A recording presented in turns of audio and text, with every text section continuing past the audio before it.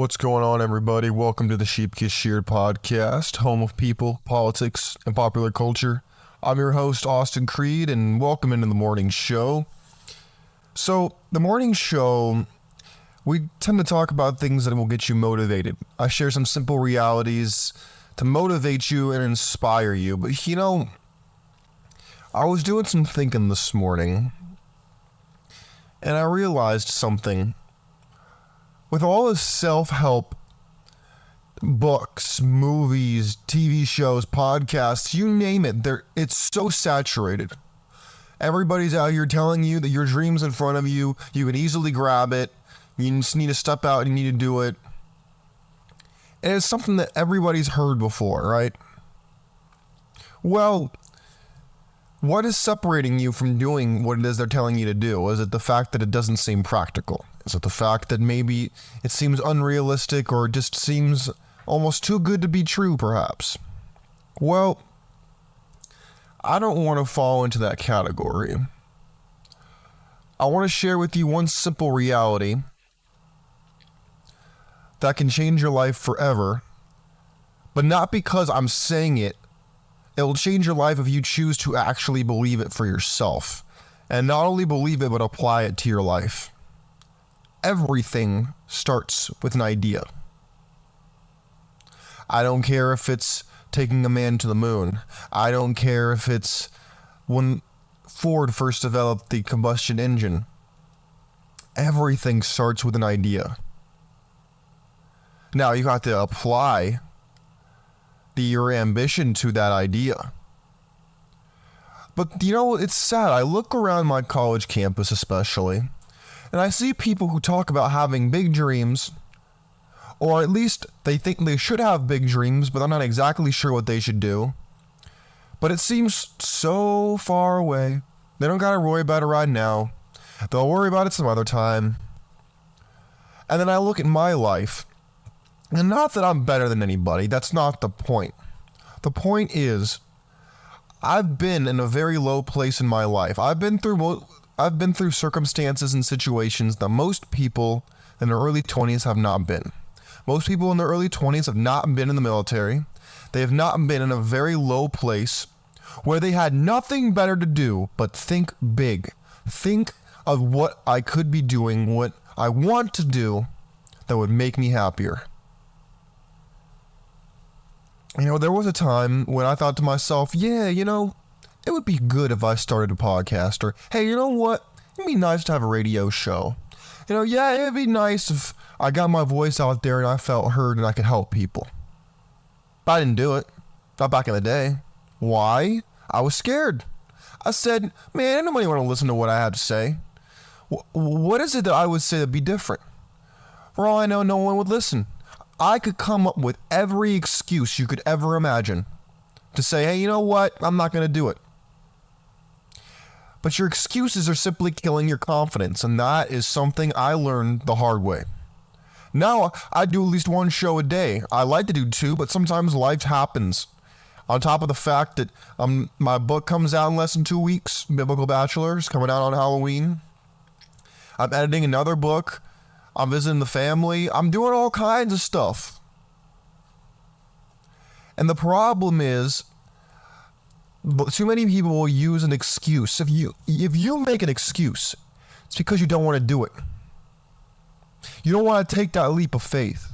You don't want to take that jump and say, hey, you know what? I know below me there's a treasure. There is a box, a treasure chest of gold at the bottom of this lake, and I'm standing on the top, ready to jump in to that lake and swim down there and grab the gold for myself. But you can't swim. You can't swim. What are you gonna do? You gonna sit there on the ledge and wait for someone else to jump down there and grab all the gold coins? Is that what you're gonna do? Huh? Or are you gonna figure out a way to teach yourself how to swim so that you can go down there and you can do it? Or maybe you help find someone else to help teach you how to swim, and you split the money with them.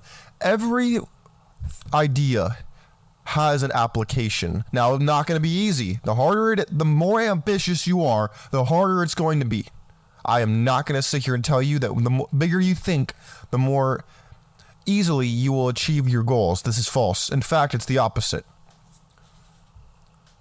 But what is it with people and wanting to make excuses? And I find myself even now sometimes making excuses. We want to give ourselves reasons as to why we can't or shouldn't or won't do something, instead of saying, you know what? What's a reason I can do this? Why should I do it? Why will I do this? Your mentality is everything. And from the jump, from the get-go, we are programmed with lack and limitation because we think, oh, it's already been done. Oh, well, someone else can do it better. Oh, I'm just not enough. It's so easy because that's what we were brought up to think, most of us. 97% of us, that's how we grew up. There's only about 3% who grew up and said, you know what? I'm going to pass my prosperity consciousness on to my offspring. I'm going to teach them exactly how I sowed my seeds of success. And from that grew this massive bumper crop that I've used to feed my family, to feed my life, and to fuel my dreams. It doesn't happen for most people. Why? It starts with thinking big. It starts with thinking big. Most people don't think they can do something they want to do. Well, most of the time they don't even have a real reason as to why. It's not a long-term reason, it's more of a short-term reason. However, they find themselves lacking, feeling limited, feeling unmotivated, feeling as if they can't do it, and it kills their confidence. It assassinates their confidence the way Caesar was assassinated in front of the Senate. And yet here we have the world of opportunity. We live in if you live in America, you live in the richest country to have ever existed, with the greatest technology, with the most fertile environment to nurse your ambitions, to go forth and conquer the world, to build your dream, and yet people think that they can't do it. They'll make day in and day out excuses as to why they can't, why they shouldn't, why they might but might not. You see how ridiculous that is? You see how backwards that is? If I asked you to think big, if I asked you, hey, what is it that you want to do with your life? What is it that would be nice if money was just completely out of the question, what would you do with your life? What would it look like? Where would you live? Who would you associate with? What car would you drive? What would your kids do? Would you even have kids? Would you be married? What is it you would do? What would your life look like? Do you have an answer to that question? I knew. I could tell you everything that I want to do. You know what I want to do? I want to live in an amazing house that's more modern, that's a mega mansion. I want to drive a cherry red Ferrari that's only one of my cars. I want to have multiple properties I can travel to depending on the time of year so I can nurse my creativity as much as possible. I would love to have a boat. See, but all these things, I don't plan on ever being married, and at least as long as the marriage laws are the way they are. I don't plan on getting married. I don't plan on settling down. I plan on working and putting in that hard work every single day. Now, I realize this is a rough draft of an ideal life, okay? But guess what? That is significantly more than what most people have. Most people, they know what they don't want. If someone offered you something and you say, yeah, I don't want that, I'm not interested. But then if you say, okay, what is it you do want? Crickets. They got nothing. Why is that? Why is that? Why in the world would that be the case? Kind of weird, isn't it? Yeah, it is kind of weird. Because most people are not taught that in order to we can go back to my example. I want to have a nice mega mansion house with a car, with a beautiful car. with multiple girlfriends, all this kind of stuff, right? Guess what? What am I willing to trade for that? Because I'm not going to get it for free. No, I'm not going to get it for free. I also want to be a best-selling author. What am I willing to give for that? Because if you think for 1 second that you're going to get everything that you want for free, it's just going to come to you and you're going to have to sacrifice nothing.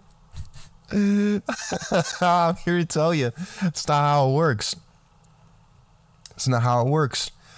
I give my soul every day on this show. I give my soul every day when I'm writing, when I'm editing, when I'm putting in that work. Not because I have to, not because I have no other choice, but because I love doing this. I love doing this show. I love writing books and trying to help people improve their lives. I've learned a lot of things the hard way, my friends. I didn't always think big. I used to think pretty small, to be honest with you. Or I would think medium and then I might get somewhere. You could ask the people who know me in real life. I used to be the guy that would think about this, that, and the other thing, but never actually do anything about it. I was an idea guy, now a follow-through guy back in the day. Now, when I say I'm going to do something, I do it. Why? Because that's power.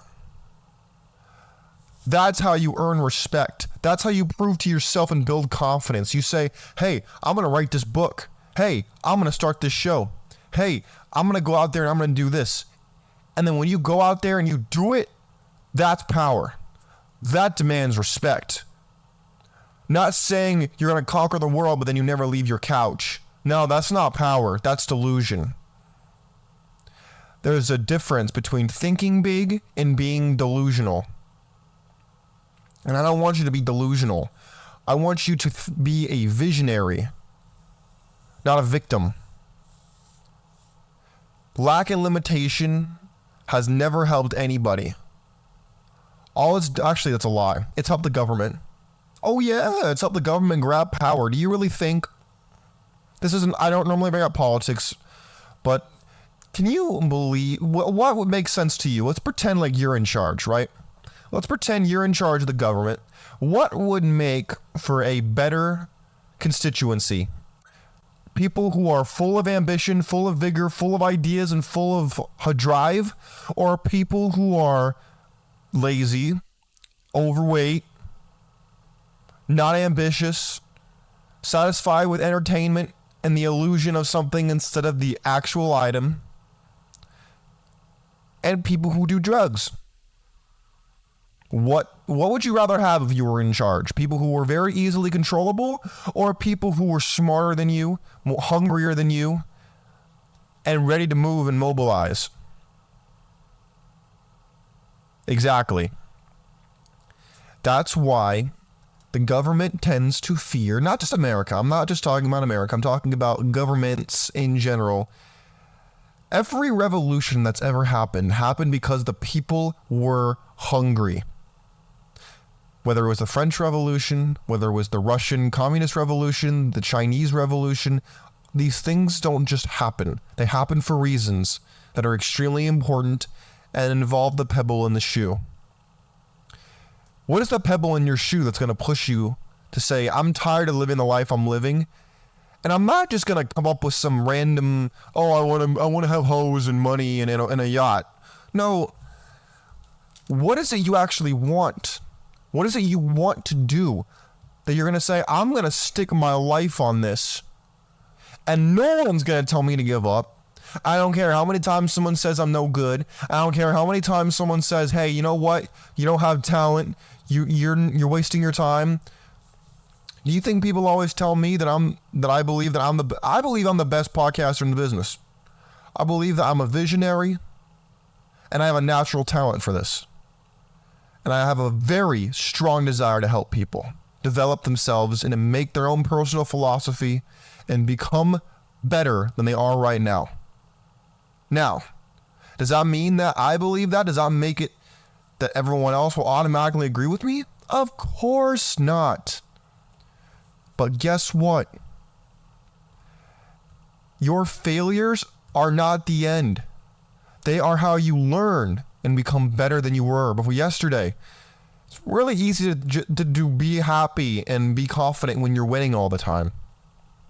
It's harder and takes discipline when you're down and you're saying, hey, you know what?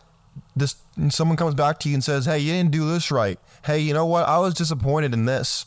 Or your editor comes back with the book and he says, hey, you know what? This needs work. You know, you have vision, but you need to work on this. That's not bad. That's an opportunity to improve, and you should jump on that. That's what I do. I'm always wanting to improve and be better. Why are you not wanting to be better? Are you satisfied with who you are? Shouldn't be. Life's too short for that. My friends, I'm gonna have to wrap this up here pretty soon because I got to head to the airport here not too long from now. I got places to be, people to see. But my friends, it all comes down to your thoughts. Your thoughts, you might think, are harmless. They're not going to hurt you. They're not that important. You can just brush them aside. I'm here to tell you, you might think that, but it's just simply untrue. Because you can't control every thought that you have. You can control the direction to an extent, but your mind is doing too much for you to moderate and check every single thought that you have every second of the day. It just doesn't work. So you got to put your brain to work because it is the most powerful muscle you have. In the same way that if you want to be big in the gym, you got to train your muscles. If you want to be successful, you got to train your brain. My friends, never be afraid to think big. It's better to shoot for the moon and not make it than to shoot for the sky and not even leave the ground. You have to want it, and you have to work for it every day and be adaptable and never give up. Giving up is the one thing that will separate you from everybody else. My friends, God bless you. God bless. And you know what? I don't want to end just yet. I want you to write down what it is that you want to do with your life. Or even if you think you want to do it, write it down. Explore it a little bit. And you will be surprised to see how much you actually enjoy, or maybe you don't enjoy it and you go back to the drawing board. But don't be afraid to sit down with yourself and get to know yourself a little bit. But I'll stop it right there. My friends, God bless you. God bless your families. God bless America. Never be afraid to think big. Never be afraid to step outside your comfort zone and conquer the world, because you can. The only person stopping you is the man in the mirror, and don't let him win. Peace.